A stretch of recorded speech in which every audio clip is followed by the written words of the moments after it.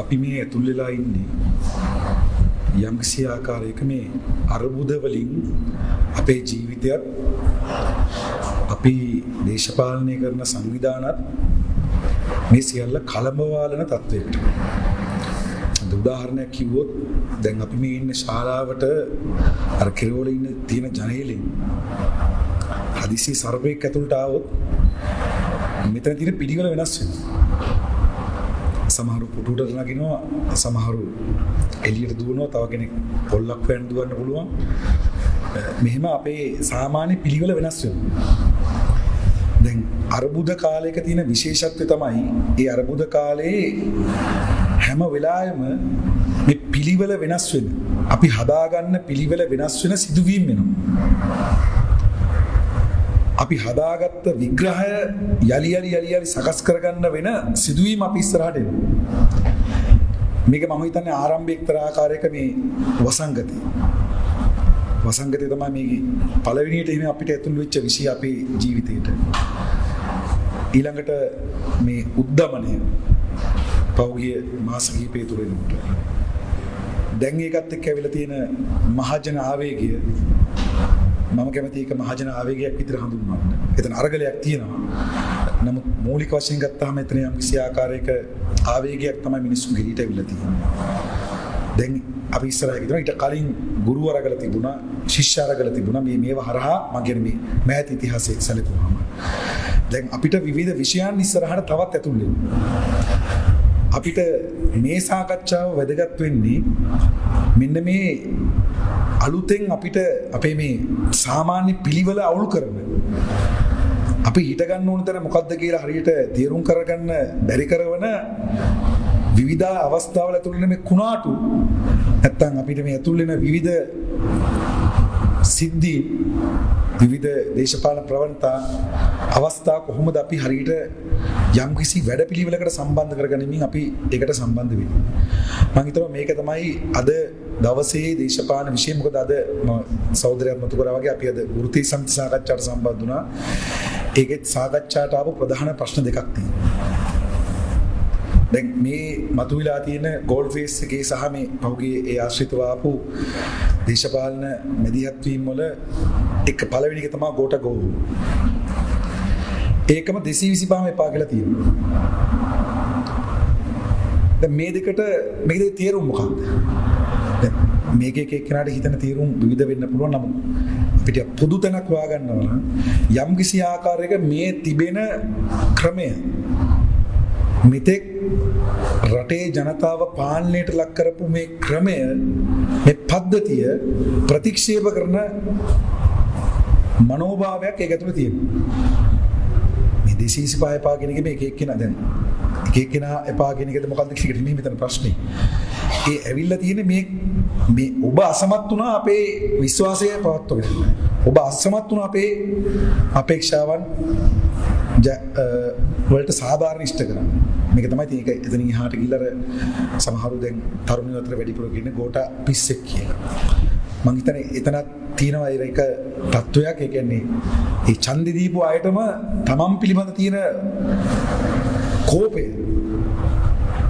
මොකද දැන් එහෙම කියලා අපි පිළිගන්නවා නම් දැන් මීට අවුරුදු දෙකකට කලින් ඡන්දෙ දුන්නානේ.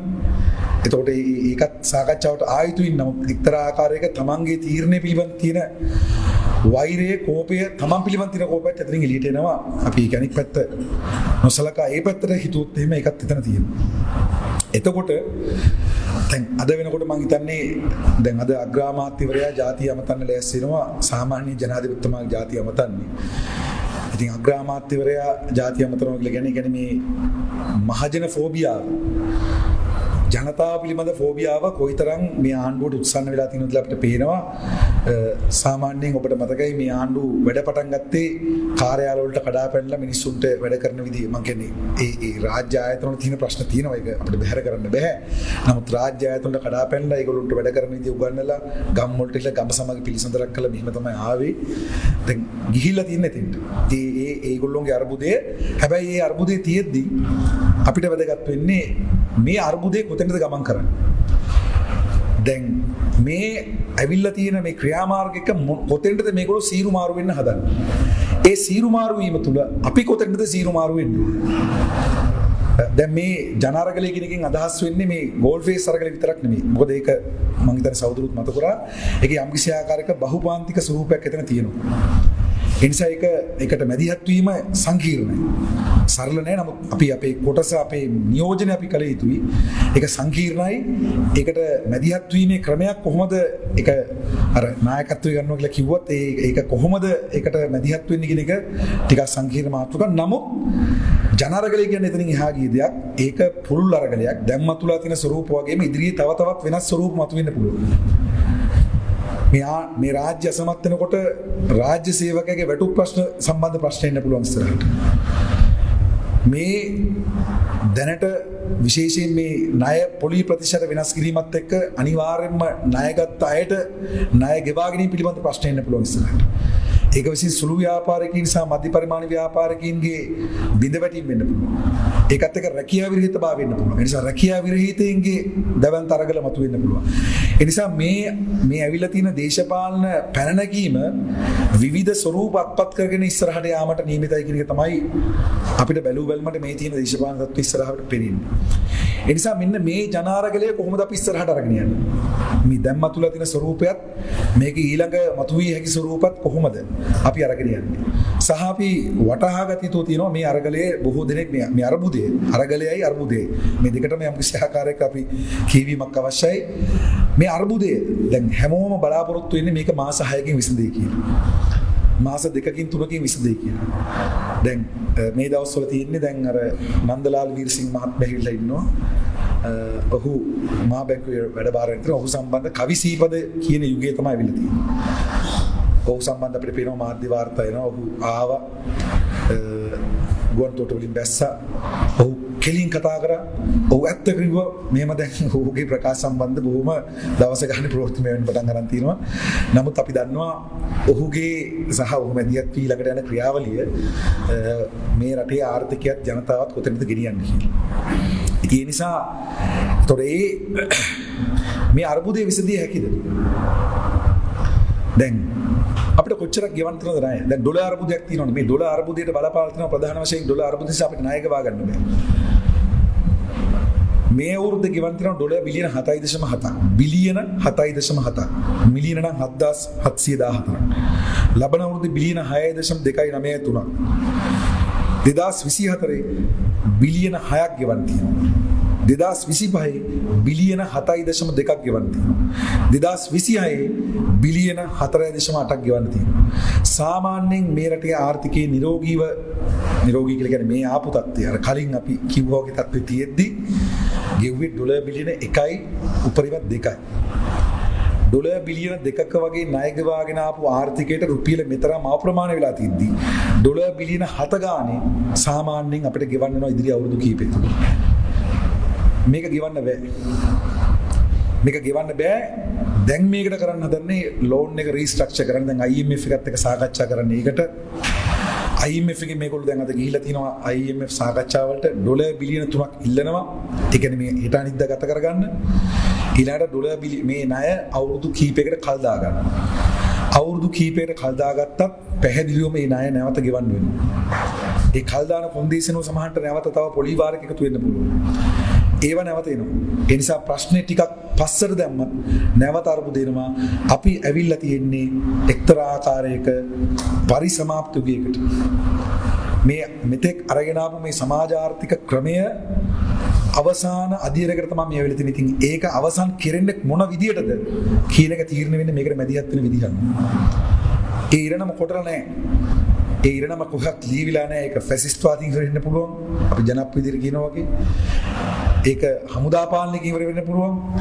ඒ වගේම මේක වඩා සමාජයේ ජයග්‍රහණය ලැබෙන සමාජ ජයග්‍රහණයකින් සමාජවාදීන් කියලා ඉවර කරන්නත් පුළුවන්. ඒක තියෙන්නේ ඒකට මැදිහත් වෙන නිසා මේක දිග්ගැස්සුණු අර්බුදයක්. කවුරු කැමතුණත් අකමැති වුණත් දිග්ගැස්සුණු අර්බුදයක්. ඒ අර්බුදේ විටින් විට අර මම මුලින් කිව්වා වගේ අපි මේ ශාලාවට සර්පය ඇතුල් වෙනවා වගේ විවිධ දේවල් මේ අර්බුදය ඇතුලේ ඇතුල් වෙනවා.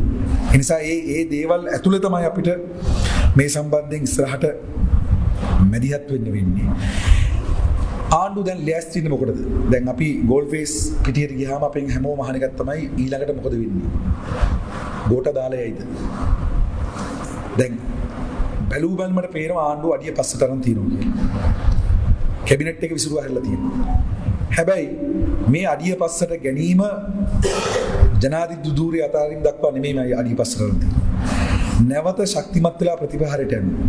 මොකද මේ වෙලාවේ ජනාධිපතිකම අතාරිනවා කියලා කියන්නේ එයාට යන්න වෙන්නේ මේ සටන් පාර්තින වගේ ගෙදර නෙමෙයි. ඒගොල්ලන්ට යන්න වෙන්නේ හිරේට. ඒකට හේතුව මේ බලය අතාරින්නේ 2015 අතාරපු දිහට නෙමෙයි. 2015 අතාරිය නෙමෙයි අතන 2015 රනිල්ට බලය දුන්නා.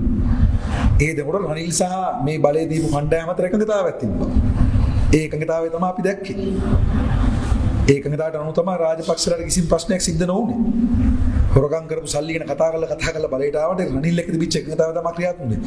දැන් එහෙම එකඟතාවය කාගෙත් එක්ක හරි හදාගත්තත් ඒ එකඟතාවයට මේ එළියේ කෙරෙන ජන මැදිහත් වීම ජන ආවේගය වළංගු කරගන්න බෑ. ඒකට ආණ්ඩු මට්ටු කරගන්න බෑ මේක.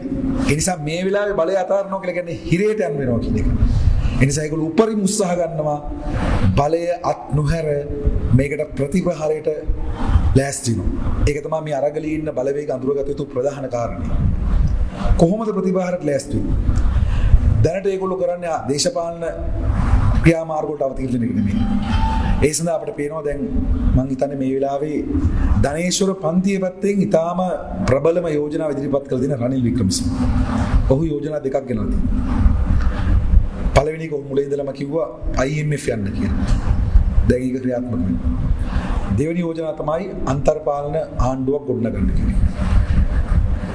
ඒක තාම සාකච්ඡාවට ඇවිල්ලා නැහැ. විශේෂ බවට පත් වෙලා නමුත් ඒක දැන් තියෙනවා මේ සුළු. ඒ නිසා ඒගොල්ලෝගේ පැත්තෙන් ආර්ථික විසඳුමයි දේශපාලන විසඳුමයි ගෙනල්ලා තියෙනවා ඉස්සරහට. ඒක පැහැදිලි. බැසිල් රාජපක්ෂ ලෑස්තිලා හිටියා ඉන්දියාවට ගිහිල්ලා ණය ගන්න. ඩොලර් බිලියන 3ක් ගන්න. ඉතින් ඊටාම භයානක කොන්දේසි ඇතුලේ විශේෂයෙන්ම ඉන්දියාව මැදිහත් වෙනවා ලංකාවේ ජෛව දත්ත ඇඟිලි සලකුණු 54ක තුරපු ජෛව දත්ත සම්බන්ධයෙන් තියෙන ඒ දත්ත පද්ධතියට තාක්ෂණික වශයෙන් ඉන්දියාව මැදිහත් වෙන ලෝකෙ කිසිම රටක් කරපු නැති එකඟතාවයක් ඒක. තමන්ගේ රටේ ඒක මේ අපි රටේ කිනකින් අදහස් වෙන්නේ මේ අය ගන්නකොටත් අපි විරුද්ධයි. අපි ඒකට විරුද්ධව කතා කරලා තියෙනවා. නමුත් ඒක එතනින් එහා ගිහිල්ලා තවත් රටක් සමග එවැනි තොරතුරු වලට තාක්ෂණික මැදිහත්කම් කරන්න එකඟතාවය හදාගන්න වෙන ගිවිසුමට යනවා කියන ඉතාම භයානකයි. ඒ ගිවිසුමනේ මේක ලොකු වුණා. ලංකාවේ දූපත් තුනක් මේක චීනට කලින් දීලා තිබුණ දූපත් තුනක් සම්බන්ධයෙන් එකඟතාවය හදාගන්න ඒ එකඟතාවය විදුලි බල ශක්ති ව්‍යාපෘතිය සඳහා ඊළඟට මේ සමුද්‍රීය ආරක්ෂණය සම්බන්ධයෙන් ඒකාබද්ධ ව්‍යුහය සකස් කරන්න. මේ සෑම ක්‍රියාමාර්ගයක් කරාම ඉන්දියාව මේ වෙලාව ප්‍රකාශිත කිව්සුම් ඊළඟට මේකත් එක්ක සාම්පූර් බලාගාර නැත්නම් ත්‍රිකුණාමලයේ තෙල් ටැංකි ඊළඟට පලාලි ගුවන් තොටුපළ කංකසන්තුරි වරාය මේවා තියෙනවා ඉන්දියානු ඒ මැදිහත් වීම ඇතුළේ. ඒ පැත්ත කලින් බැලුවා. ඒ නිසා මේ ඉන්දියානු මැදිහත් වීමයි IMF ලෝන් කියන දෙක තමයි ආර්ථික වශයෙන් මේගොල්ලෝ ගන්න හදන ස්ටෙප් දෙක.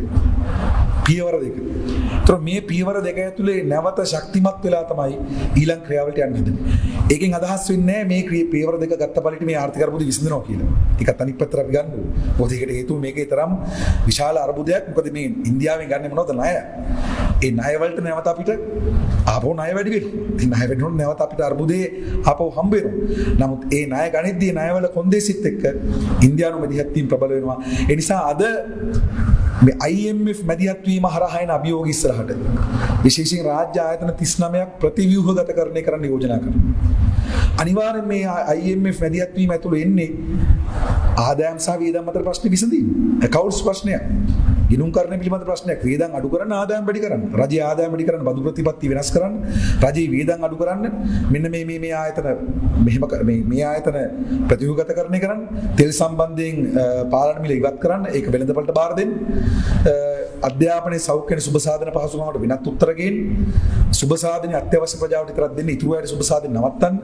මේවා ආවහම මේ පැකේජ් එක ක්‍රියාත්මක වෙනකොට අපිට පේනවා දැවැන්ත ප්‍රහාරයක් මේ සියල්ලෙන් බැටකාලින ජනතාවට දැවැන්ත ප්‍රහාරයක් ආර්ථික ප්‍රහාරයක් IMF කොන්දේසි විසින් එනවා. ඒක තමයි ඉස්සරහට මේ රටේ ජනතාවට වැඩ කරන ජනතාවට මුහුණ දෙන්න සිද්ධ වෙන අභියෝගය. ඒ වගේම ඉන්දියානු මැදිහත් වීම. ඉන්දියාව රටේ දේශපාලනට හැම කාලෙකම අඩු වැඩි වශයෙන් මැදිහත් වුණා. ඒක 80 දශකයේ මැදිහත් වුණා. ඊළඟට 90 දශකයේ මේ හැම කාලෙකම මැදිහත් වුණා. විශේෂයෙන්ම මේ 2008-9 වෙනකොට චීන මැදිහත් වීම ප්‍රබල වුණ රට ඇතුළේ. චීනයේ තමයි ණය හම්බුනේ විශාල වශයෙන්. ඒ වගේම චීනයේ තමයි රටේ ආයුධ සම්බන්ධ තිබිච්ච තුලණය LTT එක සහ හමුදාව අතර තිබුණු ආයුධ සම්බන්ධ යම්කිසි තුලණය වෙනස් කළා. හමුදාවට වැඩි බලයක් සහිත ආයුධ දුන්නා. ඒකට චීනය මැදිහත් වුණා. ඒ ගත්ත ග්‍රිප් එක, ඒ ගත්ත හැසිරවීමේ බලය තමයි චීනය 2008-9 සිට මේ දක්වා අරගෙන ආවේ. දැන් මේ අර්බුදය විසින් එක පැත්තකින් චීනට විශාල විවේචනයක් රට ඇතුළෙත් ඇදිලා තියෙනවා මේ අර්බුදය විසින්. ඒ වගේම මේ රාජපක්ෂ පාලනයේ වෙනසත් එක්ක මේගොල්ලෝ ඉන්දියාව දිශාවට මාරු වෙලා තියෙනවා. එනිසා නැවත ඉන්දියාව බලවත් වෙනවා. මේ 80 දශක ඉන්දියාව නෙමෙයි මේ බලවත් වෙන්නේ. මේ බලවත් වෙමින් තියෙන්නේ නව විශාල ධනපති පන්තියක් නිර්මාණය කරගෙන තින්න ලෝක බලවත් බවට පත් වෙන්න සැලසුම් කරන අභ්‍යවකාශය තරණය කරන්න සැලසුම් කරන ඉන්දියාව තමයි මේ මැදිහත් වීම කරන්න. ඒ නිසා මෙන්න මේ චීන මැදිහත් වීම, ඉන්දියානු මැදිහත් වීම, එක්සත් ජනපද මැදිහත් වීම මේක ඇතුලේ මේ රටේ දේශපාලනයේ ආර්ථිකයේ ඉරණම තීරණය වෙන තත්වයකට ඉස්සරහට අපි දැනටත් මේක තුළ තමයි අපි ආවේ. නමුත් ඒ ක්‍රියාවලිය ඉස්සරහට තීව්‍ර වෙනවා. ඒ නිසා මෙන්න මේ පැති දෙක අපිට අපි හිතනවා දේශපාලන වශයෙන් ඉතාම තීරණාත්මකයි. ඒ නිසා මෙන්න මේ තත්ත්වය ඉස්සරහ අපිට අපි ගත යුතු මක මොකක්ද? අපි මේකේ තත්ත්වය ඇතුලේ ගොඩනගා ගත යුතු බලය මොකක්ද? මේක තමයි ඊළඟ ප්‍රශ්නේ. ඒ කියන්නේ දැන් අන්තර්වාර පාලනය සම්බන්ධ යෝජනාව. මේකට අපේ ප්‍රතිචාර මොකක්ද? දැන් මෙතන සහෝදරයා මේ වෙමින් තියෙන්නේ එක්තරා ආකාරයක රාජපක්ෂලා යම් කිසි දිග පියවරක් පස්සට අරගෙන නැවත ක්‍රමයේ තහවුරු කරගන්න, නැවත මේ සිස්ටම් එක තහවුරු කරගන්න දේශපාලන ක්‍රියාමාර්ගිකුයි ආර්ථික ක්‍රියාමාර්ගිකුයි යෝජනා කළා තියෙනවා. දේශපාලන ක්‍රියාමාර්ගය තමයි අන්තර්වාර පාලනය. ඒකෙන් පස්සේ කොතනද යන්නේ කියන එක වෙනම කතාවක්. ඒක සමහරට ඡන්දයකට ඡන්දෙන් වෙන කට්ටියක් බලට නැත්තම් තව අලුත් පක්ෂ හැදී, අලුත් සංධාන හැදී, අලුත් එකඟතා හැදී ඔක්කොම විය හැකියි.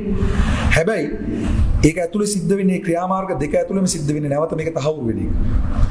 ඒ නිසා අපිට ගන්න වෙන පියවර මොකද්ද? අපිට ගන්න වෙන ප්‍රවේශම් මොකද්ද? ඒක තමයි අපි මේ මෙතන දිගින් දිගටම අතු කරා. මේ ගොඩනැගිලා තියෙන ජන ආවේගයේ ජන අරගලය, ඒ වගේම ඉස්සරහට ගොඩනැගෙන නියමිතව තියෙන සටන් අරගල මේ සියල්ල සම්බන්ධ කරගත්ත. මේක හුදු අර කොළඹ ඉන්න සිවිල් සමාජය එකතු වෙලා ගොඩනගා ගන්න ජාතික වශයෙන් ගොඩනගා ගන්න සභාවක් නෙමෙයි. නැෂනල් කවුන්සිල් එකක් නෙමෙයි. මේ යෝජනාව නැත්තම් මේ කියන ජාතික දැන් අපි කිව්වා එළිය පාර්ලිමේන්තුවක් මේක එක නම් වලින් හදනවා එළිය ආණ්ඩුවක්, දියවන්නාවෙන් එළිය බලයක්, දියවන්නාවෙන් එළිය ආණ්ඩුවක් මේ මොන විදිහට හැඳුන්වුවත් මේ නිල බලයෙන් නිල පාර්ලිමේන්තුවෙන් එළියේ ජනතාවගේ ජන සහභාගී ව්‍යුහයක් අවශ්‍යයි. ජනතාවට මේ ව්‍යුහයට බලපෑම් කරන්න පුළුවන්. මේ උද්ඝෝෂණයෙන් අරගලයෙන් විතරක් මේක ඉස්සරහට යන්න බෑ. මේක අපි දැනට මෙතෙක් අපි කරලා තියෙනවා. මෙතෙක් අපිට වෘත්තීය සම්තුල වෙනම බලයක් තියෙන එක ඇත්ත. ගොවි සංවිධානයට යම් බලයක් තියෙනවා. ශිෂ්‍ය ව්‍යාපාරයට යම් බලයක් තියෙනවා. හැබැයි මේ බලය තියෙන්නේ හැම වෙලාවෙම අපි ඒකත් එක්ක සටන් කරන වෙලාවේ තමයි ඒක තියෙන්නේ. ඒක ඊට පස්සේ අපිට ඒක දුර්වල යනවා. එතකොට අපි දැන් මේ අර්බුදය එහෙම විසඳන්න බෑ. මේක දිගින් දිගටම කිව්වා. මේ අර්බුදය එහෙම විසඳන්න බෑ. දැන් අපිට අවශ්‍යයි මෙන්න මේ අර්බුදය විසඳීම සඳහා වෙච්ච මේ ව්‍යුහය ගම්මට්ටමේ ගොඩනගා ගන්න. ගම්මට්ටමේ ජනසභා හදා ගන්න. ඒක වෙනම නමකින් හැදුනොත් කොමන නමකින් හැදුවොත් ගම්මට්ටමේ සභා ගොඩනගා ගන්න. නගර මට්ටමේ සභා ගොඩනගා ගන්න. අද උද්ඝෝෂණයට එකතුලා විසිරෙන්නේ නැතුව සුමනසිරි සහෝදරයෙක් වගේ ඒක පාට ඒක විධිමත් කරන්න බෑ. නමුත් අවිධිමත් ලෙස හෝ අපි මෙතනින් එහා දෙයක් කතා කළ යුතුයි. මෙතනින් එහා දෙයක් අපි මැදිහත් වෙන්න කොහොමද කියන සාකච්ඡාවට එකඟතාවයක් අවශ්‍යයි. අන්නේ එකඟතාවය ගොඩනගන සභාවක් අවශ්‍යයි. ඒ සභාවල නියෝජනයක් ජාතික වශයෙන් ගොඩනගන ජාතික කවුන්සිලයක් අවශ්‍යයි. මේ යෝජනාව තුලින් තමයි අද මේ සටනේ ඉන්න සහෝදරයට සහෝදරියට මේ අය පාලනය කිරීමේ බලය. මොකද ඒකට හේතුව ඔබ හිතන්න එපා. දැන් අපි ඊටාම සරලව හිතන්න මේ ප්‍රශ්න විසඳපු විදිය. මැයි මාසේ ඩොලර් මිලියන 300යි අවශ්‍යුනේ පොහොර ගෙනාවේ නෑ. දෙසැම්බර් මාසේ ලංකාවට භාණ්ඩ ආනයනය කරලා තිනවා ඩොලර් බිලියන 2.5ක. ඩොලර් බිලියන 2.5ක. ගිය අවුරුද්දේ ආනයන වියදම ඩොලර් බිලියන 21.5ක්. සාමාන්‍යයෙන් අපි ආනයනය කරන්නේ ඩොලර් බිලියන 18යි. මේ වාහන ගේන එක නවත්තලා තියෙන්නේ. කවුද මෙච්චර ආනයනයක් කරේ? ඩොලර් බිලියන 21.5ක ආනයන කරේ කවුද? ඩොලර් බිලියන 2.5ක කියන්නේ ඩොලර් බිලියන 2.5ක ඩොලර් මිලියන 2500ක් ඩොලර් මිලියන 300ක් අපිට මැයි මාසේ නැති වුණා නම් පොහොර ගේන්න මේ තරම් මහා ආහාර අර්බුදයකට අපිව තල්ලු කරා නම් ඒතර කොහෙන්ද ඩොලර් බිලියන 2.5ක් තිබුණේ ආනයන කරන්න ඩොලර් මිලියන 500 ජනවාරි 18 වෙනිදා සොයරි බැඳුම් කරවලට ගෙවුවේ කොහොමද?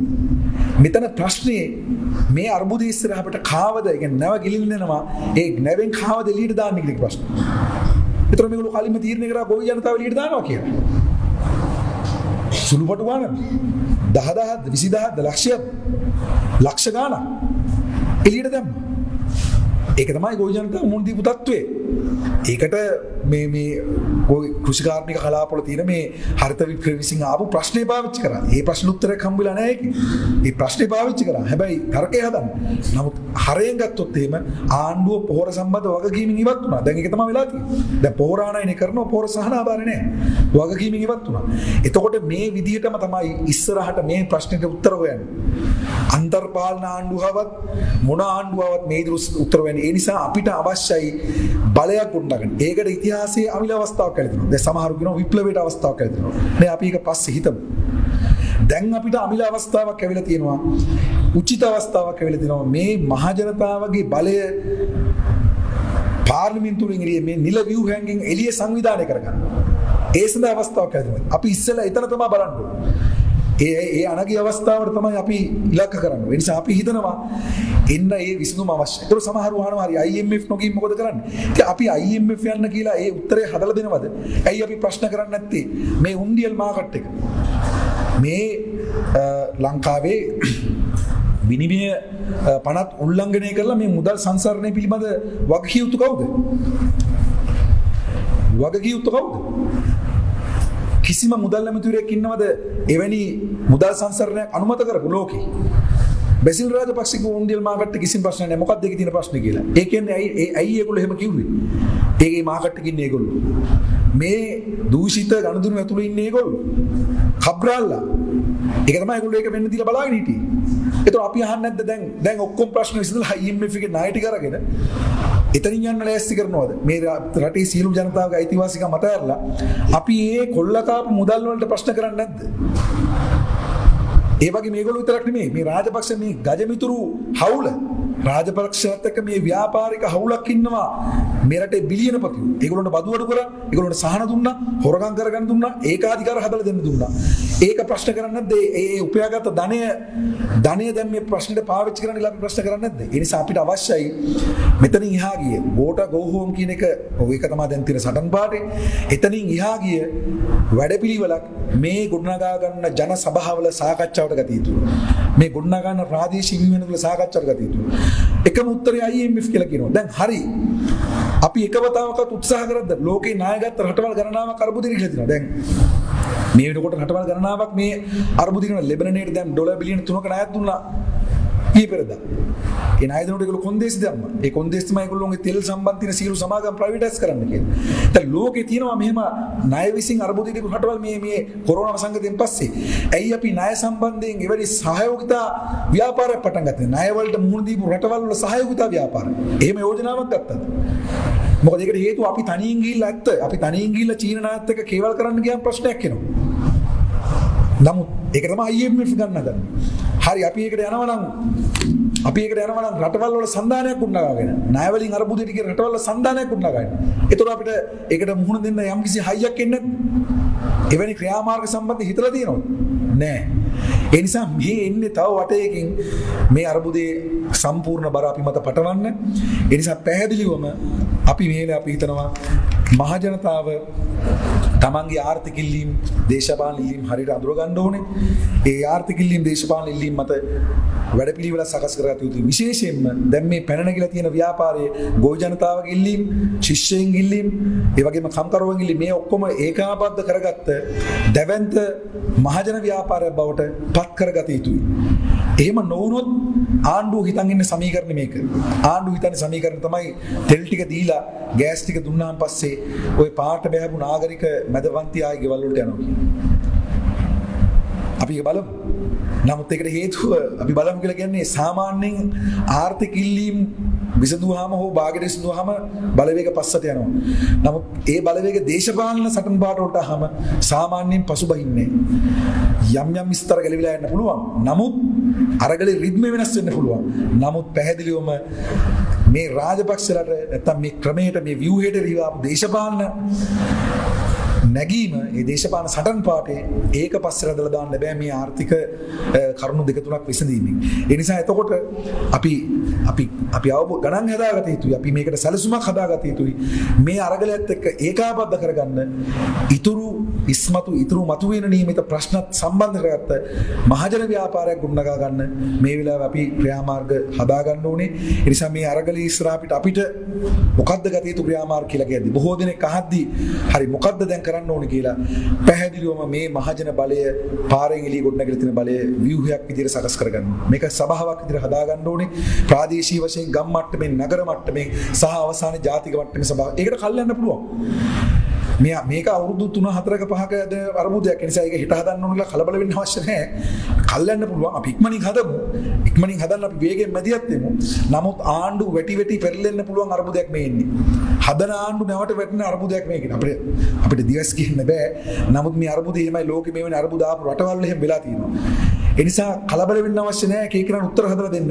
අපි අපේ පොදු ජනතාවට සාමාන්‍ය ජනතාවට අපේ පන්තියේ උත්තරයක් හදාගන්න මැදිහත් මොකද ඒගොල්ලොන්ට උත්තරයක් ඒගොල්ලෝ හදාගෙන තියෙනවා IMF එකයි අන්තර්වාර පාලනයේ අපි අපේ පන්තියේ උත්තරයක් හදාගමු ඒ සඳහා මැදිහත් වෙමු කියලා අපි යෝජනා කරනවා අපි ඒ වගේම මේක සංවාදයකට විවෘත කරනවා මේ වේදිකාව ඉදිරියේදී